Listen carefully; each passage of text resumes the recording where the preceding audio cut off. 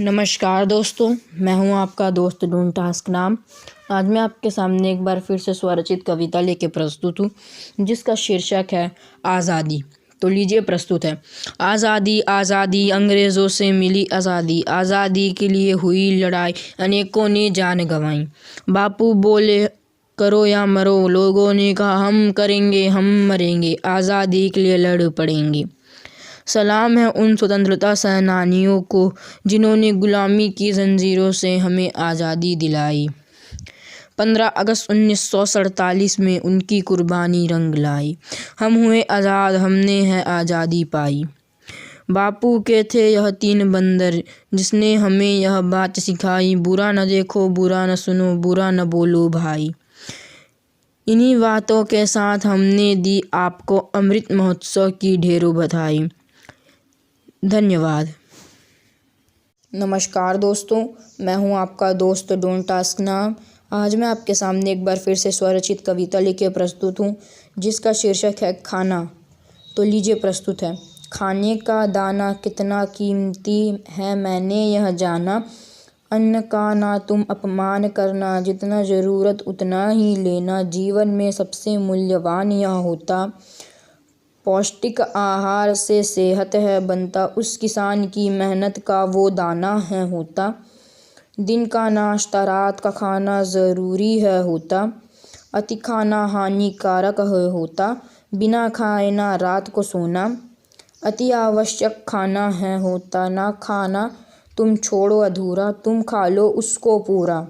दिखावे पे ना जाना, थाली में ना छोड़ना खाना, हरी सब्जी को खाते जाना बहुत कीमती होता है। खाने का दाना कितना कीमती होता यह मैंने है जाना। तो दोस्तों, यह थी मेरी स्वरचित कविता। अगर आप लोग को अच्छी लगी हो तो धन्यवाद। नमस्कार दोस्तों, मैं हूं आपका दोस्त डोंट टास्क नाम। आज मैं आपके सामने एक बार फिर से स्वरचित कविता लेके प्रस्तुत हूं, जिसका शीर्षक है ठंड। तो लीजिए प्रस्तुत है। आती ठंड ठंडी हवा का गीत गुनगुनाती ठंड, सर्द हवा से सहलाती ठंड, न आने देती धूप ठंड। ठंड का हुआ आतंक प्रारंभ, तापमान को कर देती कम, ठंड को हो गया घमंड।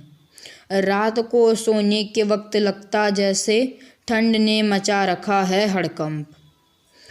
हुई सुबह खत्म हुआ ठंड का आतंक, आग सेकते बैठा हो गया शरीर गरम। आवाज़ दी माँ ने अब कर कोई काम प्रारंभ, आती ठंड ठंडी हवा का गीत गुनगुनाती ठंड। तो दोस्तों, यह थी मेरी स्वरचित कविता। अगर आप लोगों को यह कविता पसंद आई हो तो लाइक करें और सब्सक्राइब करें। धन्यवाद। नमस्कार दोस्तों, मैं हूं आपका दोस्त डोंट टास्क नाम। आज मैं आपके सामने एक बार फिर से स्वरचित कविता लेके प्रस्तुत हूं, जिसका शीर्षक है कलम। तो लीजिए प्रस्तुत है। कलम मेरा नाम, सबके हाथों में मेरा काम, चाहे हो बूढ़ा या जवान, काम करे कोई भी लेकिन सबको मेरा काम। कलम मेरा नाम, कलम मेरा नाम, मेरे रंग कई हैं लाल हरे और नीले गुलाबी, कोई बनाए मुझसे चित्र कोई लिख जाए कहानी, चाहे नई या पुरानी। कलम मेरा नाम, कलम मेरा नाम, मेरा है इतिहास पुराना, क्योंकि मैं हूँ कवियों का खजाना। कलम मेरा नाम, कलम मेरा नाम, पहले लिखते थे मुझसे वह कागज़ पर आज है मोबाइल और कंप्यूटर का ज़माना। लोग लिखते थे खत मुझसे पर आज है ईमेल का ज़माना। कलम मेरा नाम, कलम मेरा नाम, आधुनिक बन चुकी है दुनिया, ख़त्म हो रहा मेरा काम। कलम मेरा नाम, कलम मेरा नाम। धन्यवाद दोस्तों। तो अगर आप लोगों को मेरी यह कविता पसंद आई हो तो लाइक करें, सब्सक्राइब करें और शेयर करें। धन्यवाद। नमस्कार दोस्तों, मैं हूं आपका दोस्त डोंट टास्क नाम। आज मैं आपके सामने स्वरचित कहानी लेके प्रस्तुत हूं। आज की कहानी का शीर्षक है पौष्टिक और बाहर का आहार। तो लीजिए प्रस्तुत है। एक बार की बात है, दो पड़ोसी थे। एक का नाम था राम और दूसरे का लव। दोनों को ही खाना बहुत पसंद था, लेकिन राम को पसंद था पौष्टिक आहार और लव को चटपटा खाने की आदत थी। राम के अंदर फुर्ती जैसे चीता और लव के अंदर फुर्ती जैसे रेंगता हुआ कीड़ा। लव चटपटा खाना खा खा कर मोटा होता जा रहा था। राम ने कहा, भाई, इतना बाहर का खाना मत खाया कर, बीमार पड़ जाएगा। लव ने कहा, नहीं, कुछ नहीं होता है। एक हफ्ते बाद राम को पता चलता है कि लव अस्पताल में है। राम ने सोचा, मैंने तो उसे कहा था कि इतना बाहर का खाना मत खाया कर, बीमार पड़ जाएगा, और लो, आखिर पड़ गया ना बीमार। आप सभी से निवेदन है कि बाहर का खाना ज़्यादा ना खाएं, पौष्टिक आहार ही लें। आगे की कहानी।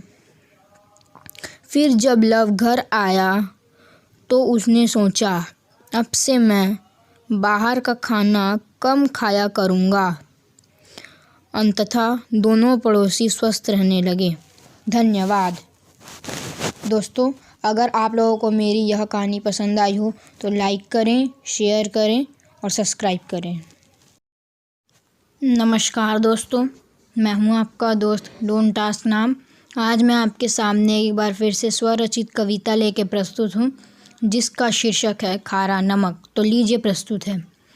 खारा हूँ मगर खाने में जान मैं डालूं, सलाद हो या सब्जी सबको मैं भालूं।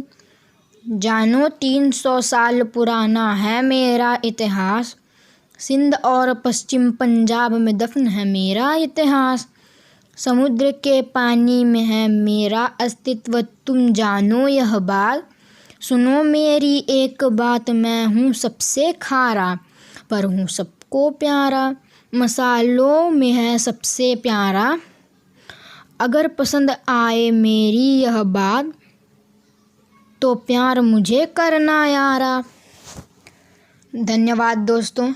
अगर आप लोगों को मेरी यह कविता पसंद आई हो तो लाइक करें, सब्सक्राइब करें और शेयर करना ना भूलें। धन्यवाद। नमस्कार दोस्तों, मैं हूं आपका दोस्त डोंट आस्क नाम। आज मैं आपके सामने एक बार फिर से स्वरचित कविता लेके प्रस्तुत हूं, जिसका शीर्षक है स्वच्छ भारत। तो लीजिए, प्रस्तुत है। ए भाई, कूड़ा कचरा ना फैलाओ, स्वच्छता अभियान को आगे बढ़ाओ। देश को स्वच्छ बनाओ, स्वच्छ बनाओ, स्वच्छ बनाओ। देश को साफ करने से पहले अपने घर को स्वच्छ बनाओ। बच्चों, बूढ़ों और जवानों, कूड़ा कचरा ना फैलाओ। देश को स्वच्छ बनाओ, स्वच्छ बनाओ, स्वच्छ बनाओ। गीला कचरा हरे डिब्बे में, सूखा कचरा नीले में डालो। ना फैलाना कचरा सड़क पर, हो जाएगी गंदगी, लोग होंगे बीमार। इसीलिए देश को रखना है स्वच्छ, तो आप हो जाओगे स्वस्थ। इसलिए देश को स्वच्छ बनाओ, स्वच्छ बनाओ, स्वच्छ बनाओ। प्लास्टिक है दुश्मन पर्यावरण का, मित्र कूड़ों कचरों का, फैलाए है बीमारी। इसलिए कहता हूँ मैं, जब देश बनेगा स्वच्छ तो आप रहेंगे स्वस्थ। देश को स्वच्छ बनाओ, स्वच्छ बनाओ, स्वच्छ बनाओ। तो दोस्तों, अगर आप लोगों को यह कविता अच्छी लगी हो तो लाइक करें, सब्सक्राइब करें और ज़्यादा से ज़्यादा शेयर करें। धन्यवाद। Hello friends, I am master don't ask. Today I will tell you some historical lines about India. Today's my topic is India, Akhand Bharat. So now I am starting. I will tell you there was the time the all neighboring country of India were also the part of India, like Pakistan, Afghanistan, Bhutan, Bangladesh, Thailand, etc. Maharaja Samudragupta is the first king of the India. The biggest river is Sindhu River. The total length of river is 3,610 kilometers. In that time, the India called Akhand Bharat. In that time, the length of India is 83 square lakh kilometer. Now in present time, 33 square lakh kilometer. Now I will tell you how many times India distributed. Some time before independence of India, many time India distributed. In the time of independence, two countries made, Bangladesh and Pakistan. In before 2500 year, Pakistan was 24th distributed country. 1856 to 1947, the first country is Afghanistan. Is distributed in 1876. The Bhutan is 1906. Myanmar in 1937, Pakistan in 1977, Bangladesh in 1971. And now in present time, approximately 15 countries is distributed. So this all is the today's historical lines. So hope you like this. So please like, share and subscribe. Thank you. नमस्कार दोस्तों, मैं हूं आपका दोस्त don't task नाम. आज मैं आपके सामने एक बार फिर से स्वरचित कविता लेके उपस्थित हूं. तो लीजिए प्रस्तुत है. आज की कविता का शीर्षक है प्रकृति. प्रकृति का सौंदर्य बड़ा निराला, पुष्प का सौंदर्य अति प्यारा. प्रकृति ने पहनी नदियों की माला, मस्तक पर पर्वतों का भाला. इसका सौंदर्य बड़ा ही प्यारा, अति सुंदर अति निराला. पेड़ पौधे इसकी जान, हीरे पन्ने इसकी शान. आसमान में उड़ते पंछी चहचहाते और गुनगुनाते, अपने पंखों से उड़ जाते. नील गगन में पंख फैलाते, मस्त गगन में उड़ जाते. तो दोस्तों, अगर आप लोगों को यह कविता पसंद आई हो तो लाइक करें, सब्सक्राइब करें और ज़्यादा से ज़्यादा शेयर करें. मैं हूं आपका दोस्त डोंट टास्क नाम. धन्यवाद. तो नमस्कार दोस्तों, मैं हूं आपका दोस्त डोंट टास्क नाम. तो आज मैं आपके सामने एक कविता लेके प्रस्तुत हूं. इस कविता का शीर्षक है मनुष्य. तो लीजिए प्रस्तुत है. मनुष्य को कहते हैं मानव, उसी को कहते हैं इंसान. सबसे है यह बुद्धिमान, सबसे है यह बुद्धिमान. जाने इसका इतिहास, वानरों से बना वह मनुष्य हुआ बुद्धिमान और बलशाली और बलशाली. जाने क्यों हुई लड़ाई, पूरी धरती बट गई देशों में.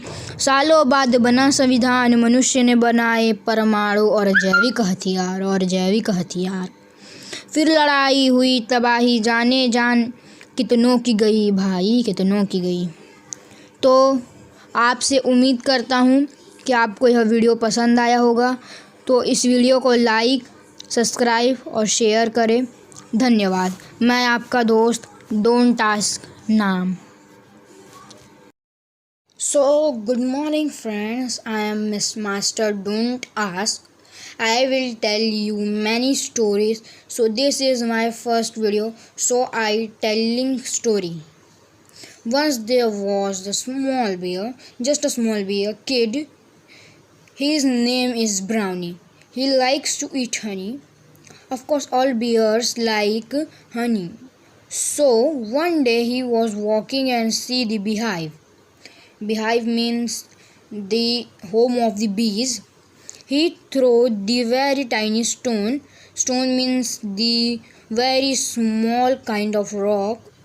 He beat the beehive and bees attacked to the brownie.